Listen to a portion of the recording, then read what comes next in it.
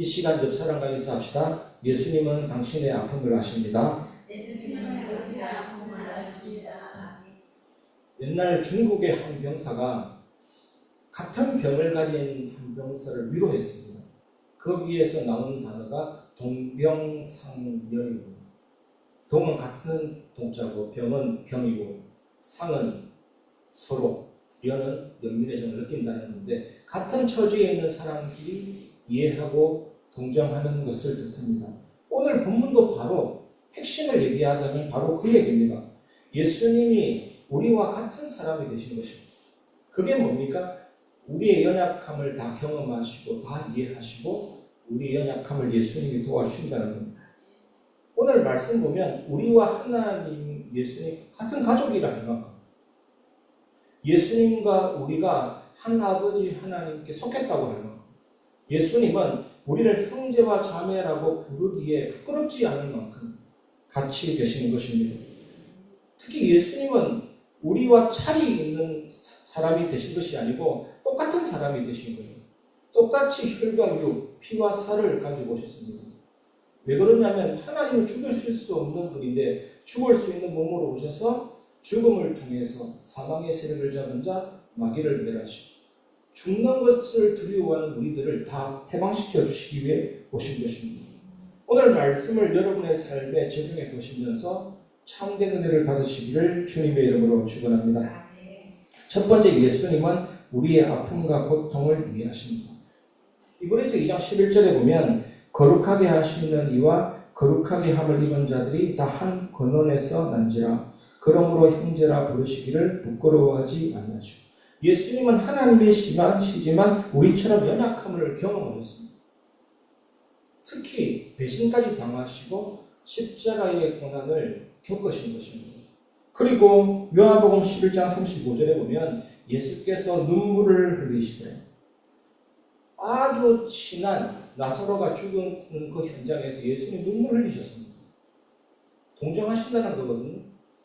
그렇다면 나사로야 나와라 했을 때 나사로가 걸어 나올 때 예수님은 감격해서 눈물 흘렸을 것입니다.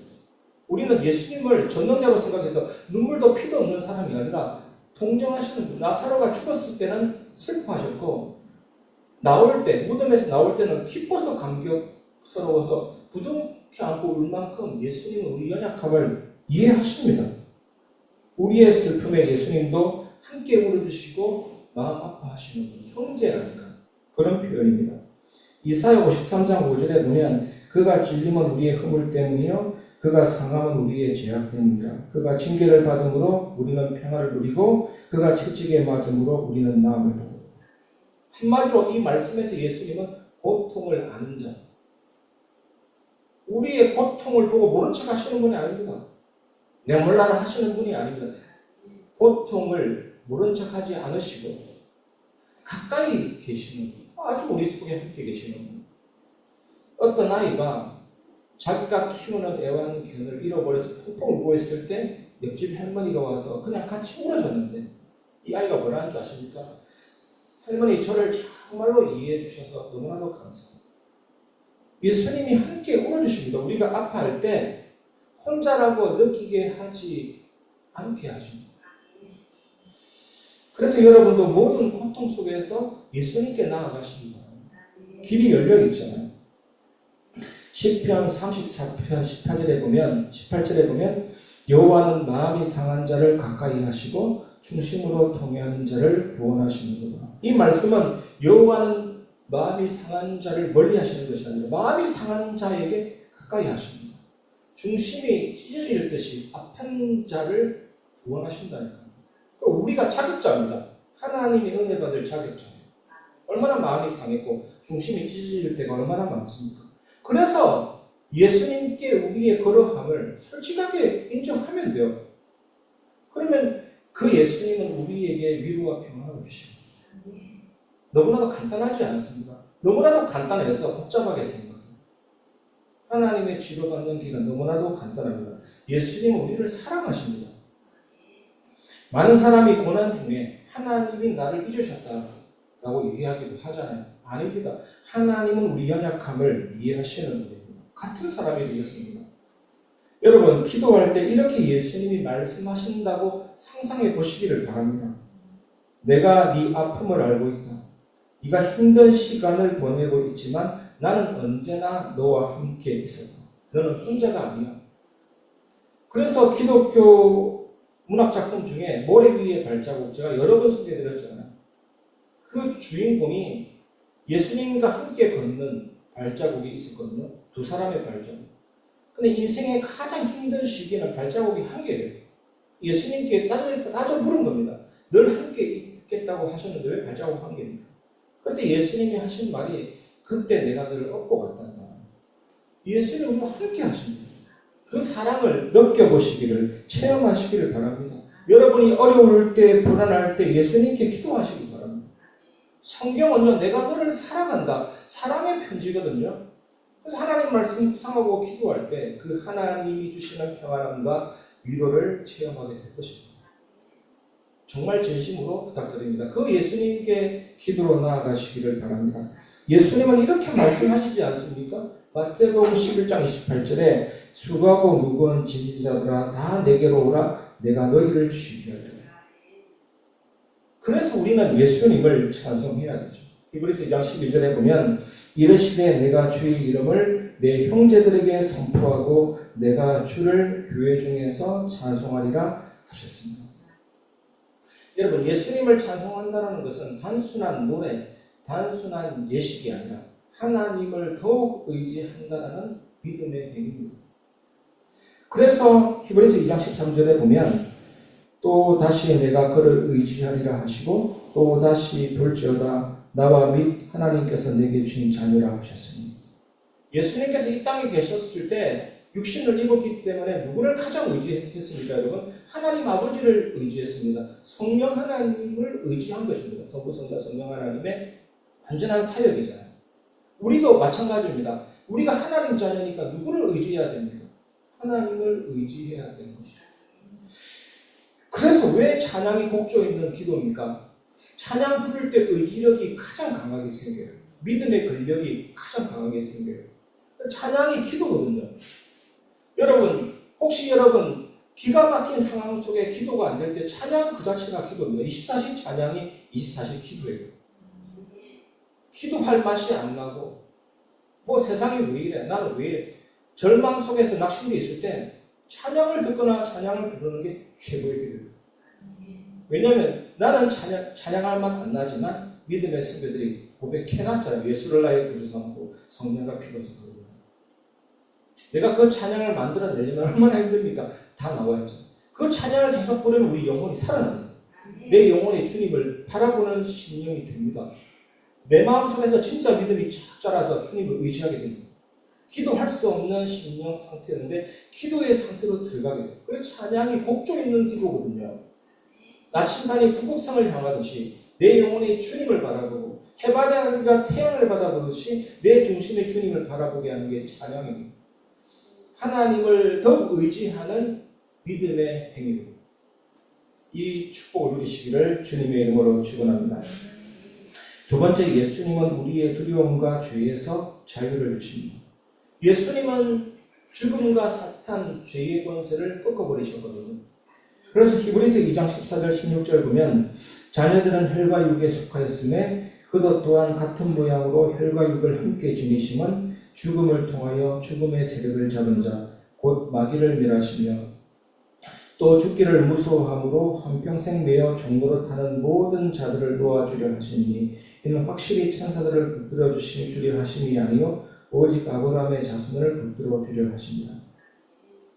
예수님은 십자가에서 죄와 죽음, 사단의 권세를 결박했습니다. 죽음의 세력을 잡은 자 마귀를 멸하셨습니다. 그래서 우리는 두려움에서 자유로워지는 것입니다.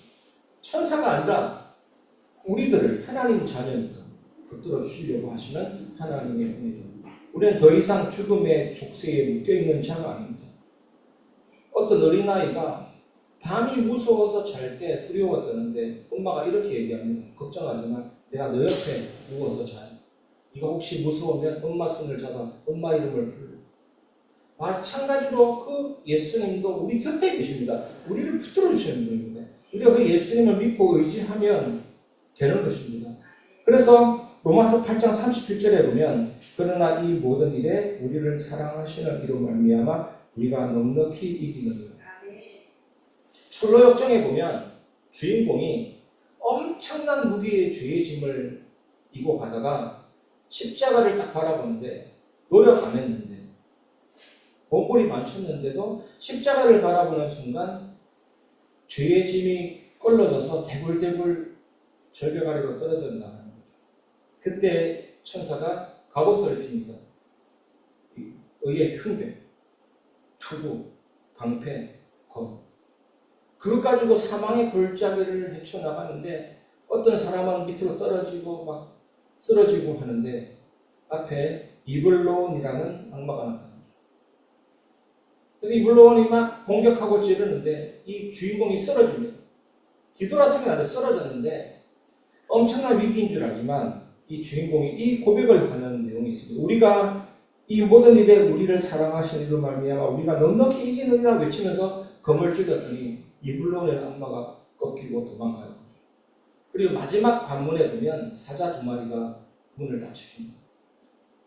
많은 사람들이 두려워서 떠나지만 제 길로만 가면 절대로 물지 못하도록 쇠사슬로 사자들이 묶여있는 거죠. 그게 뭐냐? 하나님의 섭리에 사단이 묶여있는 겁니다. 사단이 마음대로 활동하는 것이 아니라 딱 여기까지만 선을 그어놨어요. 사단의 모든 활동도 결국 하나님의 계획을 이루는 도구죠. 하나님의 배후에 있거든요. 우리를 건드려도 결국 하나님은 합력해서 선을 이루고 사단이 거기에 활동하지만 결코 합력해서 선을 이루는 하나님의 뜻을 어길 수가 없습니다. 넉넉히 이기는다. 그래서 여러분 두려움 대신에 믿음으로 나아가는 삶. 두려움이 밀려올 때 우리가 무엇을 의지해야 됩니까? 예수님이 이미 승리하셨다. 사망으로 사망의 세력을 잡은 자 마귀를 멸하시는 이미 승리하셨다. 넉넉히 이긴다 하면서 우리는 믿음으로 두려움에 맞서서 나가야 될 줄 믿습니다. 그런데 이렇게 하면 또 절망감이 옵니다. 두려움으로 믿음으로 나가는 것을 누가 모르느냐? 하지만 여러분 두려움 없이 믿음으로 나가야 되지만 이러한 삶은 절대로 우리의 본성으로 되는 게 아니에요. 주님이 우리를 붙잡아 줘야 되는 거고 은혜가 나를 붙잡아 줄 때 두려움 대신에 평안과 담대함이 생기는 거예요. 근데 이해되지 않습니까? 제가 요즘에 계속 얘기하는데 주기철 선녀 순교자들이 그렇게 될 수 있었던 것은 은혜가 딱 붙잡았기 때문이죠. 우리도 하나님이 은혜를 주셔서 붙잡으면 우리가 하기 싫어도 그렇게 되는 삶이 됩니다. 다니엘 세 친구 풀무불 속에 여러분도 들어갈 수 있어요. 은혜가 나를 붙잡으면. 십자가가 나를 붙잡으면 우리도 사자굴 속에 들어가게 됩니다. 두려움을 떨치고 믿음으로 담대히 나가는 삶은 절대로 인간의 이성과 능력이 아니에요. 하나님의 은혜가 나를 붙잡을 때 우리는 모든 두려움을 이기게 되는 것입니다. 그 은혜가 여러분에게 있기를 주님의 이름으로 축원합니다.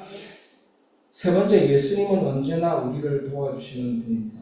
히브리서 2장 17절에서 18절 그러므로 그가 범사의 형제들과 같이 되심이 마땅하도다. 이는 하나님의 일에 자비하고 신실한 대제사장이 되어 백성의 죄를 속량하려 하시니라. 그가 시험을 받아 고난을 당하셨은즉 시험받는 자들을 능히 도우실 수 있느니라. 다시 한번 말씀드립니다. 예수님은 우리의 모든 고난과 시험을 아십니다. 공부에서 배운 지식이 아니고요. 하나님 그냥 아시는데 친히 인간으로 오셔서 다 경험했습니다. 모든 시험을 다 경험했고 모든 고난을 다 경험했고 우리가 당할 수 있는 모든 상처를 다 경험했기 때문에 진짜 예수님은 우리를 아십니다. 진짜 그 예수님은 우리를 이해하십니다. 우리를 도와주십니다. 제일 밉상이 뭔지 압니까? 나하고 똑같은 삶을 살지 않았으면서 위로하는 사람. 듣기 싫어요. 듣기 싫지 않습니까? 장례식장 가서 최고의 위로가 뭡니까? 같이 울어주는 게 최고의 위로예요. 슬퍼서 우는 건 아니에요. 애도하는 거죠. 예수님은 그런 분 아닙니다. 냉정한 분 아닙니다. 이중인격자도 아니고 진짜 체험했고 경험했고 우리의 모든 것을 아시는 분입니다. 그러니까 친구라 하지 않습니까? 주위에 친절한 화려한 게 있어요. 참 좋은 나의 친구. 예수님만큼 우리가 기댈 수 있는 분 없다니까. 그분이 주님께 나아가시기를 바랍니다. 마치 있잖아요. 어려운 숙제를 막 풀고 있는 아이한테 선생님이 가가지고 나도 옛날에 그 문제 때문에 실험했는데 어떻게 그 수학 문제를 풀 수 있는 방법을 알았다. 내가 도와줄까? 그게 격려잖아요. 선생님도 나하고 똑같은 어려움 속에서 이 문제를 풀다가 해결한 겁니다. 격려가 돼요. 그러면 예수님도 마찬가지입니다. 나는 너의 모든 시험과 고난을 다 이해한다. 내가 그 시험을 이겼으니까 너도 이길 수 있도록 도와줄게. 그게 예수님입니다. 그게 십자가입니다. 여러분, 시험이나 고난이 찾아올 때 딱 시험과 고난만 보면 내가 어떻게 이걸 이겨나가지? 스트레스야. 내 체질이 안 맞네. 나는 이런 거 싫어하는데. 근데 여러분, 예수님은 이미 이겨내신 분이기 때문에 우리가 그분께 기도하고 도움을 요청할 때 그 예수님은 우리에게 이길 수 있는 힘을 주십니다. 헤쳐나갈 수 있는 지혜를 주십니다. 저도 좀 상당히 좀 연약한가 봐요. 우리 성도님들한테는 광고 잘하잖아요. 딱 이번 설립 예배를 보고 광고 어떻게 해야 될지 걱정이 되는 거죠. 총회장도 오시지 많은 손님들 오는데 어떻게 광고해야 되는지 그 걱정이 딱 올 때 순간적으로 부담이 딱 되던데 내가 걱정할 필요 없다. 맡기면 된다. 계속 기도하고 있습니다. 하나님 은혜 주실 줄 믿습니다. 모든 순간에 크고 작은 모든 부분에 예수님께 아뢰시기를 바랍니다. 우리의 스트레스, 우리의 고민, 우리의 모든 상황 다 겪으셨다니까. 참된 도움을 주시는 겁니다. 그 주님 앞에 나아가시기를 주님의 이름으로 축원합니다. 그래서 야고보서 1장 5절에 보면 너희 중에 누구든지 지혜가 부족하거든 모든 사람에게 부이 주시고 꾸짖지 아니하시는 하나님께 구하라. 그리하면 주시리라. 여러분, 하루를 시작할 때 하나님 오늘도 나의 24시 모든 순간순간을 잘 이길 수 있는 힘을 주시고 모든 상황을 잘 판단하고 해석하고 인도받을 수 있도록 지혜를 주시죠. 이 기도가 처음에는 느껴지지 않지만 계속해서 지혜로운 사람이 됩니다. 계속해서 힘있는 사람이 됩니다. 누가 나에게 싫은 소리해도 그것을 넘어설 수 있는 사람이 됩니다. 여러분, 아침에 딱 여러분 하루를 바라볼 때 예상이 되잖아요. 어떻게 시험이 올 상황이라든지 여러 가지 부담되는 상황이라 할지라도 오늘 하나님 나에게 지혜 주시고 힘 주셔서 그 순간에도 감사하고 기뻐합니다. 이거 보통 기도가 아니에요. 저 이렇게 하거든요. 그렇게 되면 그 상황이 딱 올 때 감사와 기쁨이 지속이 됩니다. 성령의 열매가 나타나거든요. 나의 본성으로는 막 터져야 될 상황인데 안 터져요. 성령의 열매가 나타나고 진심으로 기도합니다. 여러분의 삶에 성령의 열매가 나타나기를 주님의 이름으로 축원합니다. 말씀을 마무리하겠습니다. 기도를 통해 하나님과의 관계 깊어지기입니다. 자, 몇 번 설명드렸는데 중세 순례자들이 하는 기도가 있었습니다. 예수 기도. 실제 했던 기도, 예수 기도. 짧습니다. 헬라어로 키리오 예수 그리스테 이에 두 데오 엘레이스인데 이게 뭐냐? 주 예수 그리스도 하나님 아들 나를 불쌍히 여겨주소서. 늘 도움을 요청하는 거죠. 늘 죄를 회개하는 거죠. 늘 하나님과의 관계를 사모하는 거죠. 이 안에서 모든 삶이 되어지는 겁니다, 여러분. 그래서 하나님과의 관계 깊어지려면 여러분 날마다 하나님 앞에 고민과 어려움과 문제를 다 토해내시기 바랍니다. 죄도 해결하고 믿음을 늘 회복하는 기도를 이것이 가장 큰 축복이죠.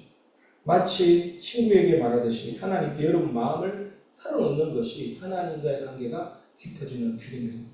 좀 전에 말씀드린 것처럼 주님 도와주세요. 주님 나의 죄를 회개합니다. 나를 불쌍히 여겨주세요. 이런 예수기도, 예수님께 기도하는 이 짧은 기도를 통해서 여러분의 삶이 많이 달라져요. 이 기도를 활용해 보시기 바랍니다. 간단하잖아요. 주 예수 그리스도 하나님 아들 나를 불쌍히 여겨주세요. 이게 안 해주시면 제 카톡 개인 프로필 보시면 됩니다. 이게 제가 적혀 있어요. 그 참고하셔서 해보시기 바랍니다. 저는 늘 이거 하거든요. 주 예수 그리스도 하나님 아들 나를 불쌍히 여겨주세요. 그 하나님과의 관계 회복하려고 숨 쉴 때도 밥 먹을 때도 24시간 하다 보면 달라지기 시작합니다. 여러분의 삶이 변화되고 하나님의 나라가 여러분 현장에 임하기를 주 예수 그리스도 이름으로 축원합니다.